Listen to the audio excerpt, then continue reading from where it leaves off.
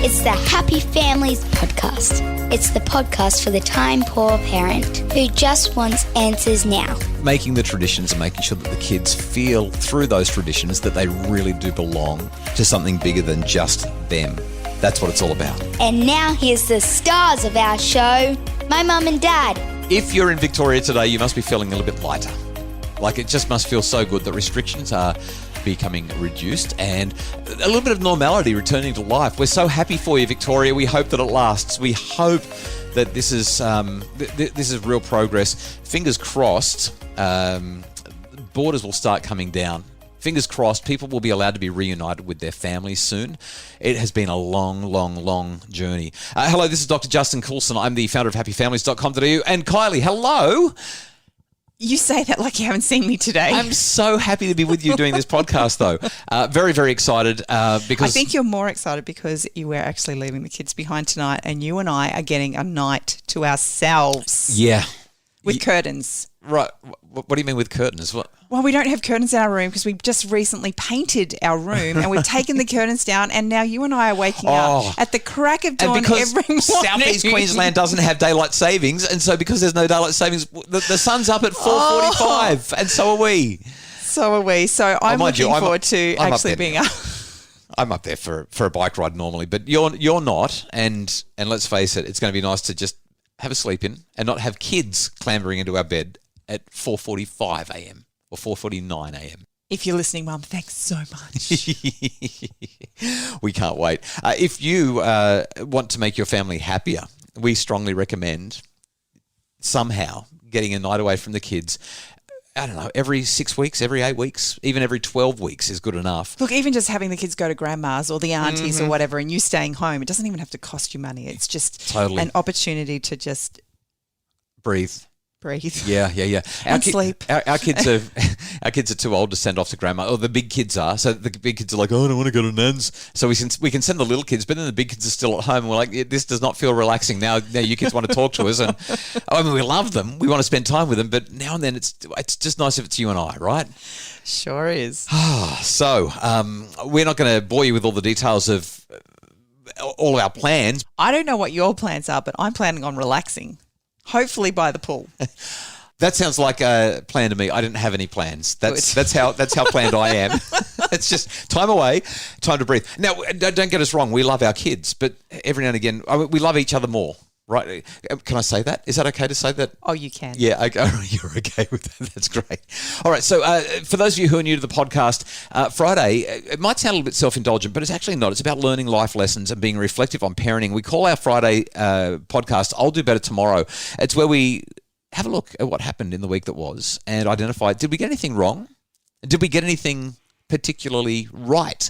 How can we be better parents as a result of our learnings from the past week? My one's going to be really quick, really short. I already know where you're going with yours and it's going to be a bit longer. So I'm going to dive in and share my one first. And then after the break, we'll hear all about why a conversation about a birth canal became problematic in our home. But first, last weekend, I think it was Saturday night, I was just so tired. Lately, I've been feeling that a lot. Lots and lots and lots of work going on, loads of long hours, heaps of stuff happening.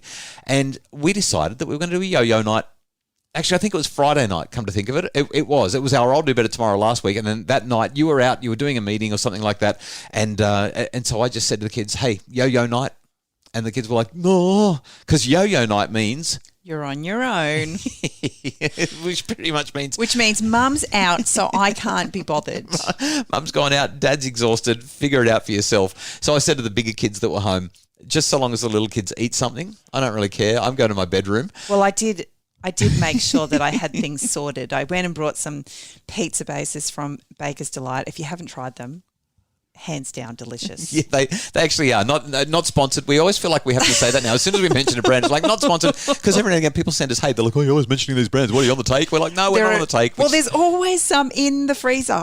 They're just great for yo-yo night. For yo-yo nights. So, and it's not that I'm being, I'm not abrogating my parenting responsibilities. Really? I'm involved. I'm engaged. Really? I love the kids. And we did spend some time together that afternoon. But I was just, my eyes were hanging out of my head. You actually looked at me and said that it looked like I'd been punched in the eye because it was so red because I was just so tired. I said, don't even bother waiting up for me. Just go to bed. So I said to the kids, yo-yo night, you figure it out. So long as everyone goes to bed at a reasonable time, I don't care. Only wake me up if somebody's been hurt. And I hopped into bed at about 6:30. I started reading a book and I think that, I don't know. I don't think I made it to 8 o'clock. I was just a mess. And I don't know. I don't know if this is something that we want to be promoting actively, but I think that I'm sharing it so that parents know that they can take a little bit of pressure off. It's okay now and then to say, I'm exhausted. And so, I mean, you can't do a yo-yo night with a 3-year-old and a 5-year-old. You've kind of got to supervise them. But once the kids get old enough, and the youngest one is maybe 6 or 7, and the older ones can take care of things, yo-yo nights will become something, well, we don't do them often, but there's something that I really look forward to. Just tell the kids, you're on your own.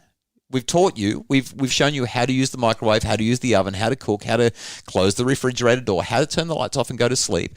And it felt so good to wake up on Saturday morning having been well rested, having had a proper night's sleep. So yo-yo nights, I'm just putting it out there. If your kids are old enough, give it a go. Well, they don't have to always cook their own food either. We've often got leftovers in the fridge and they'll just kind of work through the leftovers. We've got a child who loves tuna pasta. No one else does, so she likes making her own. She does, yeah. The pizza bases always come in handy. Yep. But sometimes it's, spaghetti on toast. Or one of our kids actually really likes Weet-Bix. Teaches the kids how to look after themselves. So, like, it's life skills. That's what I was doing. Friday night was actually a life skills night. I'm going to stop calling it a yo. I was looking like I was being a lazy parent. I was You're so all about funny. preparing kids for adulthood. That's what I was doing. Hey, up next, we're going to find out how we can do better tomorrow by making sure that we're careful in the way we describe birth canals and other things like that to our kids on the Happy Families podcast. It's the Happy Families Podcast. Are screens creating tension at home?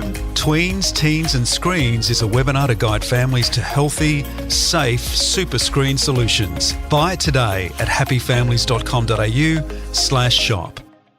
It's the Happy Families Podcast, the podcast for the time-poor parent who just wants answers now. And today we're sharing our experiences, our reflections on the week. Yeah, I'll do better tomorrow. How can we be better parents? So we've been teasing this birth canal story. I think that we need to hear it. Kylie, what's going on? How is a birth canal going to help you to be better tomorrow? So let's just preface it with the fact that I always wanted to have twins. Yeah, till we had one. And then we had one. That's exactly right. And I was so grateful that the man upstairs just knew that I was not ready for twins. Uh-huh. But we did do something a little bit special. We had baby number 1 and baby number 2 on the same day, 3 years apart. So we've just celebrated our first 2 babies' birthdays recently. And one of the traditions in our home is to share the birth story. And this has become a little bit problematic as we have gathered more children over the years. Yeah, because we can't remember all the story, all the details of each birth. They all sort of blend into one. So just a little bit of a heads up, a little bit of a clarification on this. We are really big believers in traditions. It's great for the kids to participate in any kind of a tradition. Traditions build meaning, they build memories, they bond and unite people. There's a whole lot of research evidence that shows that traditions are important. And what they do more than anything is they bring people together and strengthen relationships. So one of the traditions that we've created in our home is that when you celebrate your birthday, you get to hear your birth story. We were sitting around the dinner table and I was getting ready to share baby number 1's birth story. Yeah. When baby number 2 piped up and she said, you know what, after all of these years, I used to get really, really frustrated because you would have so much detail when it came to my sister's birthday. So in fairness, baby number 1 in our family has a pretty amazing birth story. You were in labour and we drove from Brisbane to Rockhampton while you were in labour, got to Rockhampton, which is where we lived at the time. We'd been visiting Brisbane for the afternoon. We drove for 8 hours. 8 hours of driving in this tiny little Daihatsu Charade. 2 doors. In the late 1990s. We stopped for fuel and you were in the back seat in serious. You were going through a contraction and the lady at the petrol station was like, is everything okay with your wife? I'm like, oh, she's having contractions. And she's like, oh, I can't get enough petrol in the car fast enough. So like there's a lot of action. And then we got back to Rockhampton, the contraction stopped. We had a friend over for dinner and then the contractions started again and you had the baby, I mean, it's a really eventful kind of story. All the rest of them are much more normal. So that's why baby number 2 is going, oh, you always make a big deal about Well, baby number 2 was textbook delivery. perfect, easy. She was absolutely perfect. So there isn't a huge amount of drama around hers. But anyway, she was... 3 years apart on the same day. Well, that was pretty special, but they were born on the 18th. Yeah. 18 minutes apart. Yeah, love it. That was pretty special. So anyway... So anyway, she's explaining that she's felt really hard done by. Yeah. Well, last year it was her 18th birthday and I decided I would do something super duper special. And so I did a life story. Like I a guess. remembrance book. Yeah, of 18 years of her life. Yeah. And decided that I would tell her in graphic detail. Graphic? No, just graphic makes it sound scary. You just gave her a complete overview, a complete review of everything so I that gave happened. her more than 2 lines is what she complained about. I gave her a lot of lines because the one thing I have done is I have written everybody's birth story in my journal. Yeah. So I went back to my journal, found it, and I just did a copy and paste basically into her own little memory book. But that birth story in your journal is 12 pages long. Well, yeah, it is. It's a pretty big deal. It is a big deal. Having a baby is a big deal. Well, I haven't actually gone back to read it because of what she said the other night, but she said, I always thought I wanted the details until I got my book and Mum talked about the birth canal and that was it. She was like, way too much detail. I didn't even use any other words. Birth canal was too much for her. But what I love about the whole thing is just this acknowledgement, like you said, traditions are so important for our families and our kids, regardless of what's going on in our lives, on their birthdays, they want their story. Yep. They know it. Yep. They know it inside out. They know what happened. They know intimately the details of their birth, and yet they want me to tell them. Yeah. And the best part every time is just how excited we were that they came into our family. And I think that's really the tradition thing and just the loving, the belonging. That's really why we're sharing this story for I'll Do Better Tomorrow. Making the traditions and making sure that the kids feel through those traditions that they really do belong to something bigger than just them. That's what it's all about. So we hope that these have been some helpful ideas and reflections to help you to be better tomorrow as a parent. Enjoy your weekend. I know that we can't wait to get away and have some breathing room. The Happy Families podcast is produced by Justin Rulon from Bridge Media. Craig Bruce is our executive producer. And as always, if you'd like more info about making your family happier, visit happyfamilies.com.au and have a great weekend.